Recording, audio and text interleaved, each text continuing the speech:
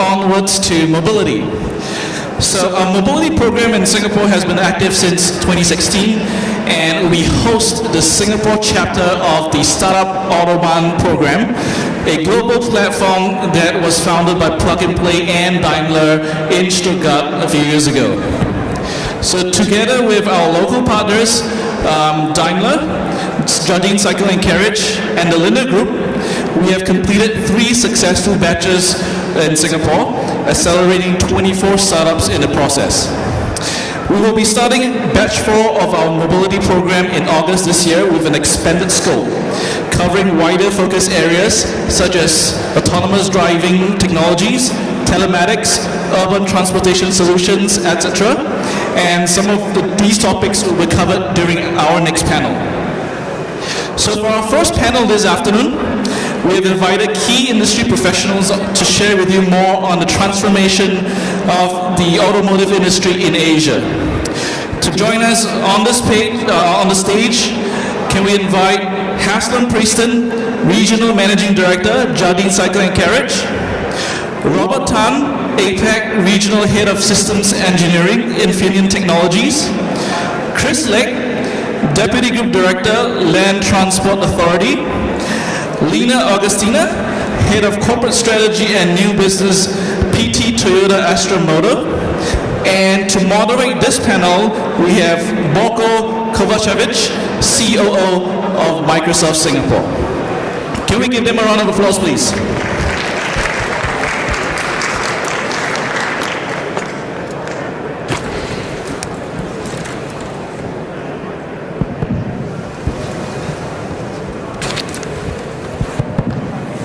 Please take it away. Good afternoon, everyone. As we were getting ready for this panel and we were kind of talking about the topics today, we hope we're going to get you excited about what we have in store. We were looking at the morning panel, and it was apparent that the morning panels weren't very diverse. Like, we had mostly males participating in the morning session, and we were like, mostly, no, all male. This doesn't look well, so hopefully the afternoon sessions are going to bring in that different perspective from kind of gender diversity, but we were also making a point around the age diversity, because usually when you look at the panels, and especially the industry expert, we're looking at expertise, which is people who have 10 or 15 years in the industry, who are knowledgeable about the changes, but then the average age of the current consumers, as well as the people who are building the future, who are prototyping, who are building new technology, is in their mid-20s or late 20s, and that's the audience that also has to have a good share of voice. So with that, let's dig into the current panel. We've decided to talk about the transformation in the automotive industry because we're witnessing the massive transformation that's mostly led by 2 factors. One is the rising trend of pay-per-use, which is nothing new. I mean, we've seen this before in other industries, but I guess the automotive industry is mature, and with some of the disruptive platforms that came on board, we've seen that trend rising high in the automotive industry. The second one is the shift from a product-centric industry to a consumer and customer-centric industry. So that brings us to some of the key themes in the mobility and automotive industry, and I'm going to kickstart with the first one, which is a theme of mobility as a service. And the first one I would like to cover is the change in the way people travel contributed a lot to the rise of the mobility as a service trend. So why don't we start with Chris maybe and see, how do you feel about this trend of people changing the way they travel? So I think coming from the perspective as LTA, the Land Transport Authority, I think we're certainly very encouraged with how the trend is really proceeding. Because I think it offers a lot of opportunities to commuters in how they can potentially travel in a far more seamless and convenient way than before. But I think if you look at it, there are a number of trends that actually are coalescing that has led us to this, what we see as mass today. I mean, one is of course really urbanization, because I think when you have more and more people moving into cities, they are really looking for new ways to travel. But of course, tied to that, I think you also see commuters, I think, really looking for new and different ways to travel compared to perhaps before. And this goes back, I think, to the point you mentioned earlier about how, when you look at the number of people here, how many of them in their 20s, how many of them are above, but a lot of these trends are actually being driven by young people who want to travel, on a more on-demand way, being able to book things through their smartphones. And this really wasn't available before. The technology that has been available for us when we're talking about mass is really more recent, with the advent of mobile technology, and also, I suppose, AI, being able to do that demand matching as well as the routing kind of algorithms that are needed really to enable, whether it's your ride-hailing vehicles to be able to move around in an optimal way, but also being able to, I suppose, connect all the different forms of mobility that we're talking about. So, I mean, it's really something that's very exciting, and I think certainly we in LT are looking forward to what mass may bring for Singapore, but I think certainly that's the case for other city authorities and governments as well. Thank you so much. And how do you see, maybe this is more for Haslam, how do you see the mobility as a service affecting personal car ownership and the shift of individual vehicle ownership to something that's a more accessibility in mobility services, the new ways of accessing the services? Well, I guess one thing to note is that the rise of mobility as a service, these car ride-sharing platforms and so on, hasn't meant that less cars have been sold. In every market, just about, I guess Q1 in Indonesia is perhaps a bit of an anomaly, but we're seeing automotive sales and car sales increase in our markets. So there are changing patterns of usership, but that hasn't meant the decline in automotive sales yet. Looking closer to home here in Singapore, when we looked at Uber building their own fleet, we saw a huge surge in demand for car sales here in Singapore. And so that meant not necessarily a change in a change in automotive sales, but what it meant is we're dealing with different types of customers. So we're dealing with larger fleet customers in this case. But since then, we've seen Uber sell off their own fleet. So we're back to kind of individual users using their cars in a more flexible way. So I think that's the real underlying trend that we've seen, is that people can still own the asset, but they can use that asset in a flexible way. Thank you. And then with the rise of the internet aggregators, car sharing and ride sharing platforms, and there's this molding of the ecosystem, and maybe Lina, you can help us understand how does that affect the whole industry, because there's quite a few trends now impacting the industry. It's not only the ride sharing platforms, it's many different what we call periphery forces which are now hitting the industry. So actually I'm from Indonesia, and as a people of Jakarta, we have a lot of pain on the transportation point of view. First of all, to say that that we have a lot of traffic jam. And then the second thing is that if we drive, and then we find a lot of problems in parking the car. And then other things is actually we don't have a choice because there is no public transportation enough for us. So we have no option.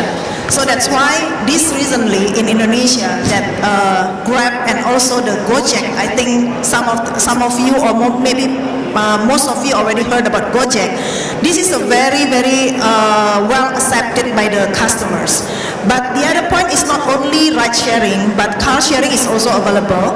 But car sharing probably is still quite new in Indonesia, and it is not very popular yet. It's probably there is also so many pain in the car sharing business, which is actually already available in Indonesia. But if you talk out of that ride sharing and also car sharing, we also have another point, which is there is already available the bicycle sharing. So it's already available, but still a lot of pain still happen there.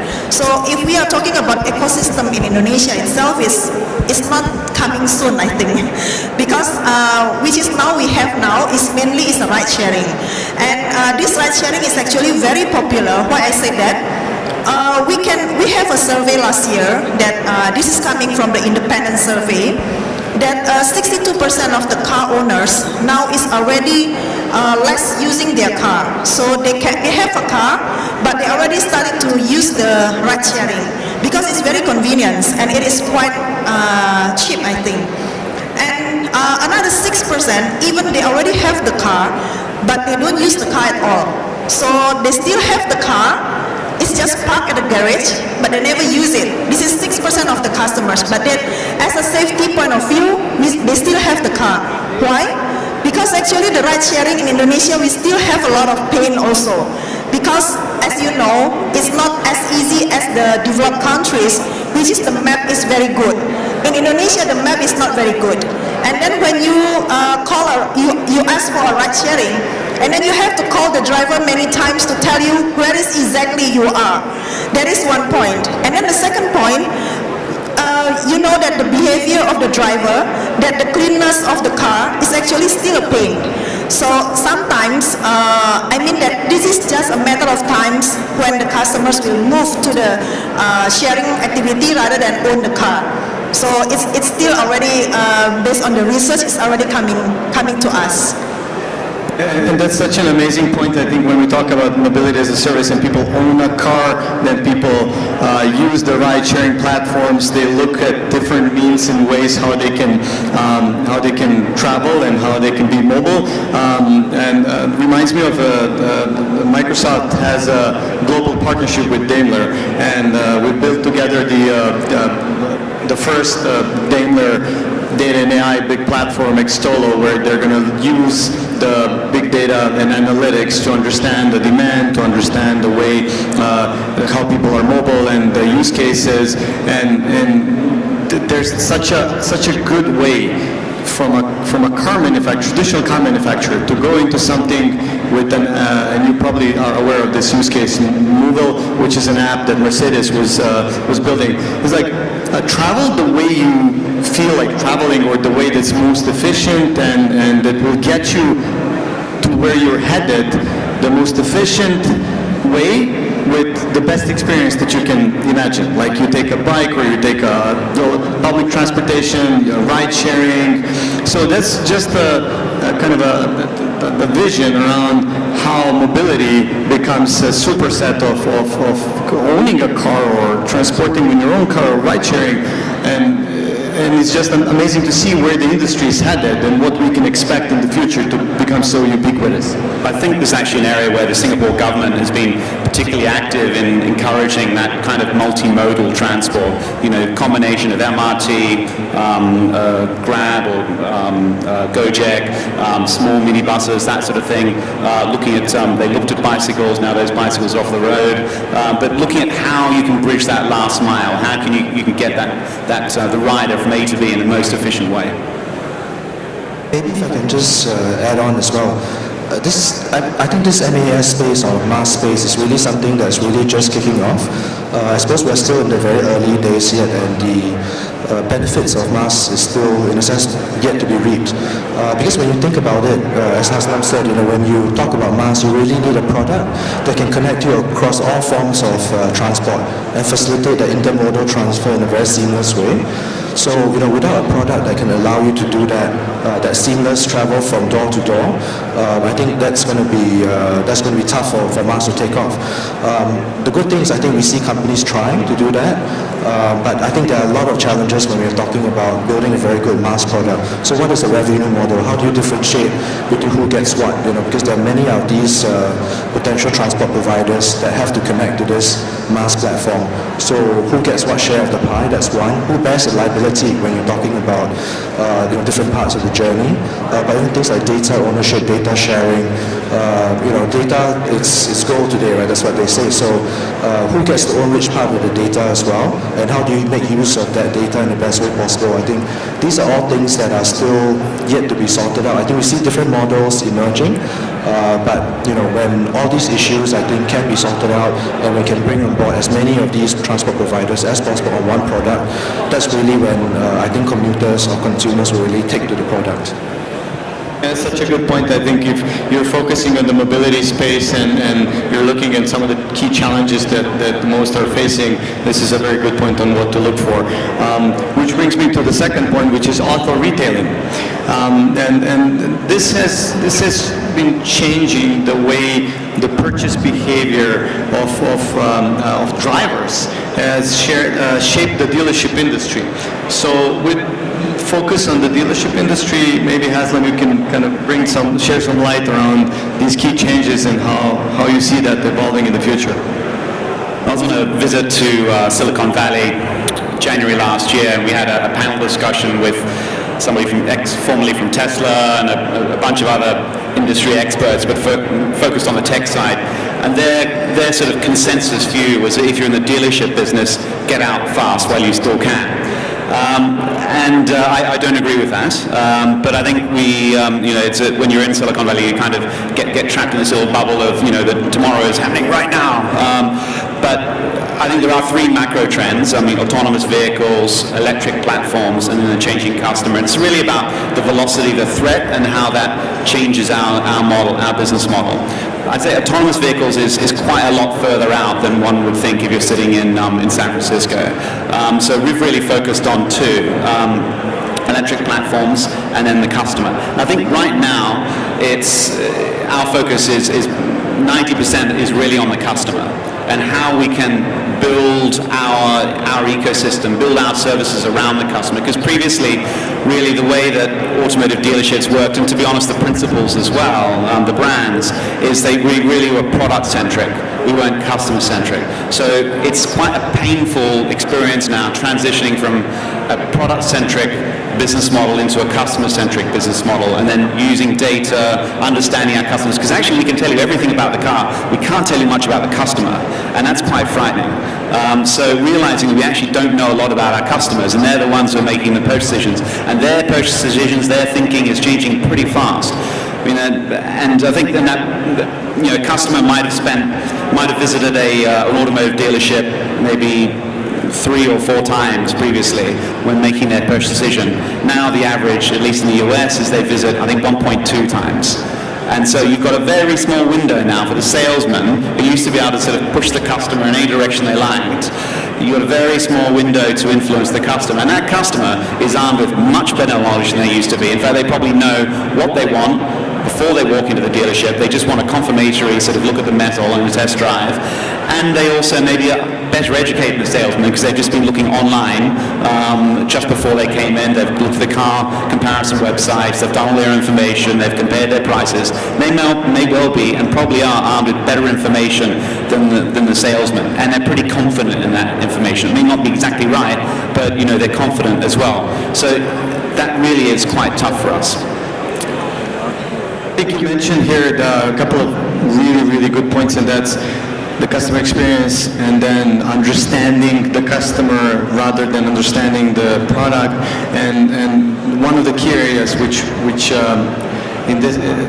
I feel is important is the omni-channel experience on how we're reaching that customer, and then how can data help in us understanding the customer better, understanding the customer journey, and making sure that it's seamless regardless of the channel. So that's maybe something Haslam and Lina, you can shed some light on. I just would like to touch upon the first question, some additional. We as Indonesia and we Toyota Astra we are the distributor in Indonesia for all of the Toyota products. When you were the first time they come to Jakarta, what they are asking us is always when we give a credit to the customers as a leasing buying, we are seeing the history of the financial situation of the customers. But when you will come, they are asking us to see the future income of the customers. That is actually quite new things for us because this is a very risky business, and but the customers is there and they are asking us to do that. And then the second one is when there is a Grab come to Indonesia, and then they have the rental company. And the rental company actually, they become a fleet customers for us. And it's actually very demanding customers. And we face a lot of discussion with them, but very challenging and interesting discussions that how we can serve the customers. Because the usage of the car itself is very different with the normal customers. We can say at least 5 times of normal customers that they spend the hours in the car. So that's why the maintenance will be a little bit different. And when they have accidents, they want to be repaired immediately because they have to run the car again. So they have to run the car to find the money. So it's a little bit different how to serve them. And then when we talk about data, of course, data is a very interesting thing. And in Indonesia itself, I think we already from Toyota, we already have a collaboration with Grab. So I have two principles, Toyota and Astra. Toyota already have an investment in Grab, and we already have a collaborations with Grab. While actually from Astra, we already have a collaboration with Gojek. So these two big ride-sharing company, we already have a commitment with them. And with the Grab, actually for Toyota, we already have a commitment to we already start the telematics. So it means that we already start gathering the data. And this data is actually very important for us to serve the customers better. At least when there is something happen to the customers, we know that well. And like in Singapore, we also have a good collaborations with Grab in Singapore. And this already, we have a special treatment for them for the maintenance. And this maintenance is based on the data that we get from the telematics. So what services that we can give to them is more personalized on the necessity of the driver itself, and also from Grab point of view, when actually they are also always thinking about value for money and economical value. So it is quite challenging, but it's very interesting to follow the customer's demand and how we can collaborate together with them. And actually looking at when you're talking about the omni-channel experience earlier on, I mean, interestingly, I mean, a lot of what you hear is about the changing customer demands and patterns when it comes to sales. But actually, statistically, I think this US data, an average customer will spend about 15 hours on their purchase experience from beginning to end. But over the life of their vehicle, they'll spend about 50 hours on the after-sales experience. Yet I think a lot of the sort of focus has been on that sales experience. Because really, for us, the automotive real estate retailers, most of the experience the customer will have with us is on the after-sales side. And I think technology is only just beginning to enter and to solve some of the customer pain points there.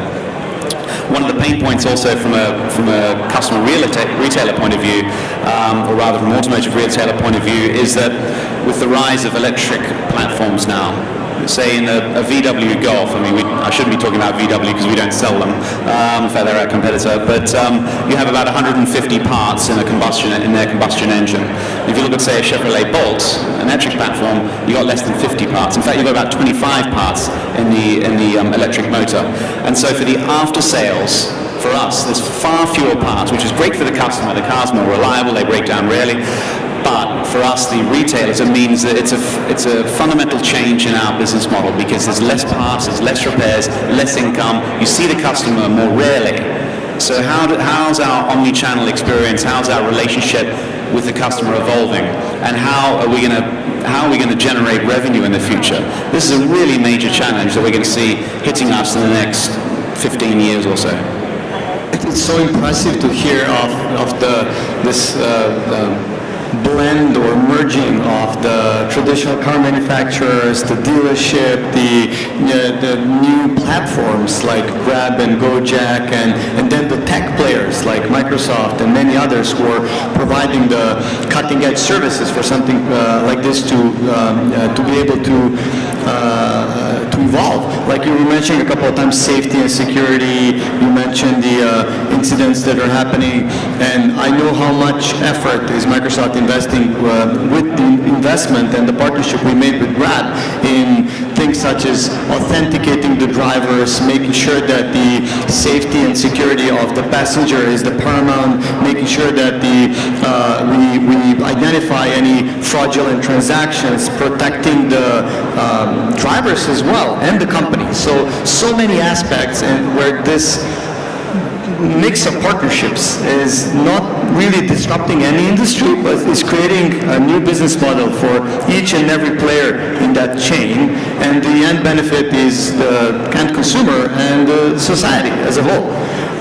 Which brings me to the next question, which is how will technology drive mass customization, like tailored digital advertisement, smart algorithm on dynamic pricing, recommendation engines. I know Microsoft from the back-end provider offers machine learning services, cognitive services, all of the services which will help provide a service like tailored, customized offer, deeply understanding what the customer wants and recommending things which might not be apparent. So how do you see that change in the way we approach individual users?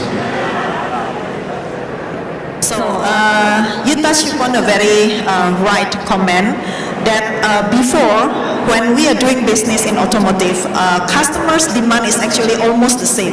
So we are more interested in terms of designing the right product for them. But current, the customers very different. They have a very different needs and they have a very different expectations on the services itself. So when we talk about digital is actually the most powerful things about digital is we can track the customer journey and we can understand them well. Besides that, people always say that but there is about the confidentiality about our data. But unfortunately, when we give the data is available there, we can serve you better actually. We can know exactly what you want. We can know, we can have a tracking.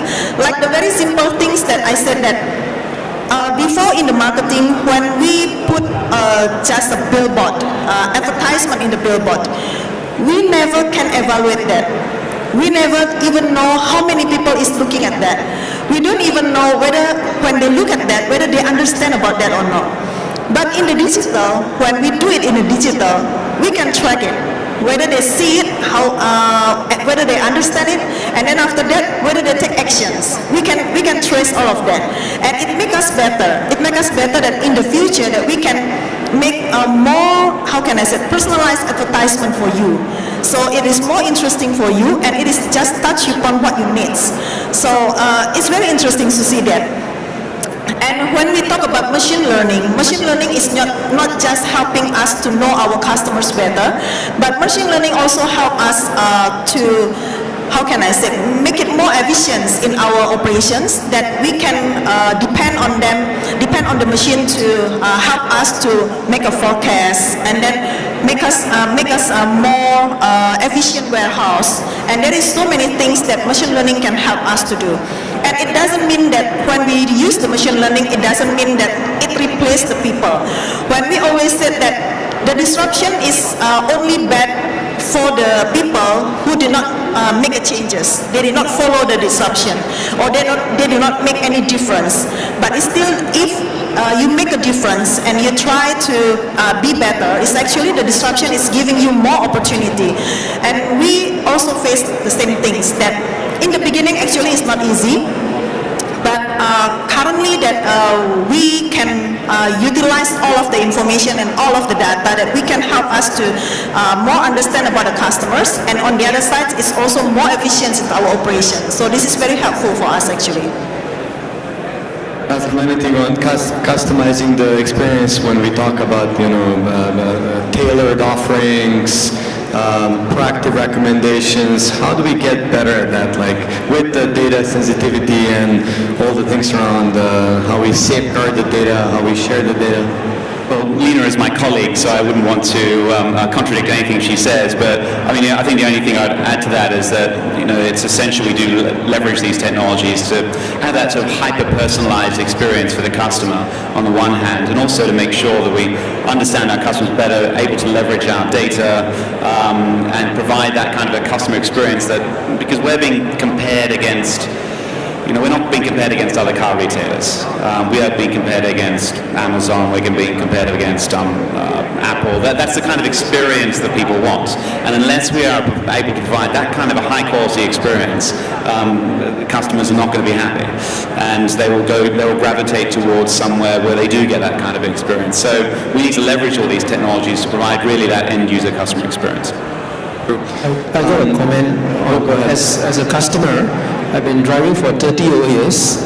My biggest put-off was having battery failures suddenly in my car park, and I had to call in the tow truck. And today, with connection to the server and data analytics, a lot of OEMs can do some predictive maintenance or failure prediction for any components, a lot of components with sensors and all that. So if you drive towards electromobility with large batteries, it's even more critical today to have understanding of your health and state of charge of your batteries, because a battery failure is quite catastrophic in an EV or XEV compared to an engine combustion vehicle. So today, if you can predict failure on batteries or health of a battery using analytics, then I think this is a great value for the dealership. In fact, if the customer don't come to you, you have to tell the customer that there's going to be a potential failure in the battery and you need to change it or service it. Which is a great the way for us to move into the third topic, and that's something that most of the audience will probably be very eager to hear about what the panel thinks, and that's autonomous vehicles. That's something that has been kind of talked through and presented as one of the most disruptive trends in the mobility space. So maybe we can start with Chris on what are some of the upcoming trends in AV, driverless vehicles, literally new and never seen before transport solutions. So I think if you look back at the work on autonomous driving over the past decade or so, a lot of the focus has actually been on passenger cars. So that has really been, what has occupied way more, what has occupied Cruise and so on over the past decade. But I think increasingly we are seeing developers recognize that there are other use cases. So we're looking now at many developers working on technologies for trucks, autonomous trucks that can be used for freight, for logistics. We're also looking at developers working on AVs that can be used for utility operations. By that I mean street cleaning, rubbish collection, that kind of stuff. So really, I think we see this moving in a whole different direction, I suppose. And clearly, of course, for LTA, the thing that excites us most is that we also see, I think, that move from the focus on the small passenger car to looking at AVs that can be used for mass transport, so development of buses, larger capacity shuttles that can allow us to move more people around. I think so that's one area if you look at the platform level. But beyond that, I think, again, if you look back at the focus of the technology in the past, it's been more on the core driving technology, your perception, navigation, decision-making technology. But I think, again, because a lot of the work has been done in this area, the focus has shifted slightly, and a lot of developers are now looking at what are perhaps the more downstream areas that they need to think about. And these are things, for instance, to do with the human-machine interface. If you are the AV and you have a customer, how do you even interact, between the vehicle and the customer, but also perhaps other road users, how do you have the vehicle interact with other road users? But even other areas like concept of operations, because I think now that the technology is moving along quite well, and developers are thinking about deployment, then things like how do you actually operate a fleet of hundreds of AVs, these are questions that they now are starting to think about. And I mean, even simple things like, obviously when talking about fleet operations, you need to set up a control center. How do you do that? And I think these are areas that have not quite been focused on in the past, but increasingly we see more and more people thinking about these things. Robert, upcoming trends in autonomous vehicles, what do you think about that? Yeah, there's two paths in these trends today. As Chris mentioned, initially people are focusing on the passenger vehicles, but more and more fleet managers are looking at these autonomous vehicles mainly because of cost reduction, because they can reduce driver fatigue or even replace the driver eventually. But the biggest trend, I would say, is the realization from the developers that initially they were looking at using off-the-shelf components, PCs, and hooking them together to get the computing power. But eventually when they are going into production, they have to take care of the qualified components, automotive qualified components, because of high reliability requirement, functional safety, data security, and etc. So they are now thinking more and more towards these aspects because they are going into mass production phase or low volume production phase for the people like the Ubers and the Lyfts and all that. So they're changing their mindset in terms of the product selection and the development. I think it's critical. You mentioned around the safety and the level of safety and maybe environment awareness when we talk about autonomous vehicles. And I know that Microsoft has invested significant time in working with Daimler and many other car manufacturers in the R&D to help around use cases when we talk about an autonomous vehicle, understanding if on the road there's a ball or a piece of wood or is a child running, and based on the use case and based on that deep understanding, the vehicle would be performing in different ways, either making a hard stop and then potentially causing a car crash, or just running over a ball, not to endanger any of the other passengers as well as the other vehicles around. So I think there's so many factors here, which leads me to the question around what are some of your thoughts around level 2 and 3 driverless driving and the level 2, 3 autonomous vehicles. That's probably, I guess, the stage where we feel there's some attention needed for that technology to progress further.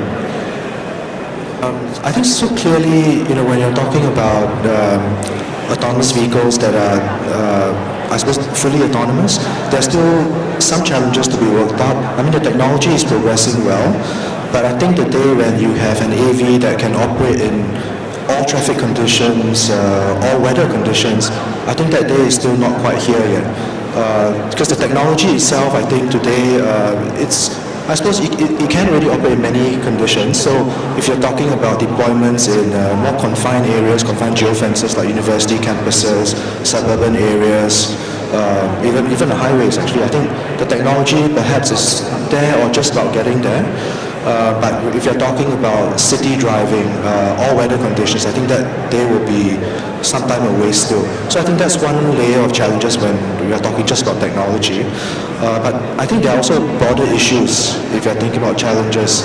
Because if you look at the deployment of an AV or an AV system, it's not just about technology alone, but what are some of the surrounding issues that need to be tackled? So things like regulations, standards, public acceptability, and these are areas that I think both the developers as well as the authorities are only starting to think about. Here in Singapore, I think I think some of you may know we've been pushing quite hard towards deployment, and we have said that we want to deploy AVs publicly in 3 of our towns by the early 2020s. We were hoping for some standards to be there already, but when we looked around the world, actually, no one was actually talking about standards for the deployment AVs yet. So we had to come up with our own effort to develop a set of standards. And so earlier this year, we actually released a technical reference that covers some of these standards that potentially developers could follow as guidelines to aid them in deployment. But that's just one example. I mean, there are many other examples of where I think both industry as well as regulators need to sit down and have a conversation about in order for deployment to actually take off. Actually, when you talk about the being amongst the first countries in the world, and just recently, this morning, I read that one of the Swiss analytics companies, and International, I think, they've ranked Singapore the highest in national competitiveness in the world, overtaking United States and Hong Kong from last year, and that's largely due to innovation that's happening across different industries. So not innovation in tech, but innovation full stop. And when you're in that kind of space and when you're in a leading country, then there's no other country to look at and say, can we adopt some practices? You need to come up with that. Like, you need to look for policies, you need to look for practices, you need to figure out on your own. And maybe there's going to be a blend of what you pick up from others and what you come up with yourself, but it's a unique environment where you need to figure out how do you best allow that innovation to actually have real-life application versus just a lab environment application. I think notwithstanding the fact that Singapore government has put out a CFC for, was it 2 new areas for autonomous vehicles, in I think one is in Tengah and the other is in Punggol area. But I think, and that's I think within the next 5 years, to roll that out within the next 5 years. But I have to say there's sort of the technological challenges though between level 3, which Tesla claims to achieve, which is sort of hands off, and then level 4, which is eyes off, and level 5, which is what, brain off. I think that the technological challenges between level 3 and level 4 are huge. And I really don't think we're going to be seeing level 4 vehicles out there, eyes off, where the driver doesn't have to intervene for quite some time yet, unless it's in a very, very carefully regulated, very kind of like a gated community kind of effect. And level 3 is also, I mean, I think personally, extremely dangerous, because the fact is that we're expecting the driver to intervene when you have a sort of a built-in delay in our, sort of brain to action, often at very short notice. And so, I don't think, having level 3 vehicles charging around the streets in Singapore with drivers sort of, texting and that sort of thing, I'm not sure this is desirable. It's really level 4, but that gap in terms of time, investment, regulation, and reaching level 4, it's a lot further, I think, than some people think. I mean, I think there's actually an ongoing debate right now between even the automotive industry about that move from level 2 to level 3 or even to level 4. And actually there are some schools, as I understand it, that are advocating that jump straight from level 2 to level 4 because, as you've mentioned, level 3 there are certain risks, as we've seen in some of the accidents already, where, can you really trust that a driver would take over when it's necessary? And some companies have taken a position actually that you can't, how do you expect someone who's, reading a newspaper and suddenly the car tells you have to take over in 7 seconds? So I think some OEMs think that it's a challenge, and for these guys, I think they're moving straight from level 2 to level 4. Others are obviously taking the other route. But maybe just on level 4, I think we're a little bit more optimistic, but as you rightly pointed out, we're really talking about level 4 in confined geofences. We're not talking about deployment across hundreds of kilometers of roads. But I think in certain confined environments, and this could even be entire towns, I think we have a shot. We're hoping at least that we have a shot at having that technology mature and being able to deploy at level 4. Perhaps I'm being a bit sort of depressive about it, but I think that difference between, say, a deterministic reasoning where you have a deterministic logic where you say to an aircraft, fly to 30,000 feet at 300 knots. That's pretty simple, but it's entirely different. There's a probabilistic reasoning that's required in kind of a level 4. To make a controversial statement, because level 5, I think it's possible, but only on certain use case, like parking. Yeah. Okay, because parking is a very useful feature for drivers, especially in crowded cities. So if there's no driver in there, the car is parking autonomously. So only parking, not driving, not highway driving, or not urban driving. So I think this will be something that a lot of OEMs are looking at. Level 5 for parking assist. Okay, so we're out of time. Hope you enjoy the conversation and that you're going to focus further in this area, maybe helping us as a society come to the point where we're at level 5 and contribute with your innovation here in Singapore and in Asia and worldwide. I wish you great and joyful rest of the day, and thank you for your attention.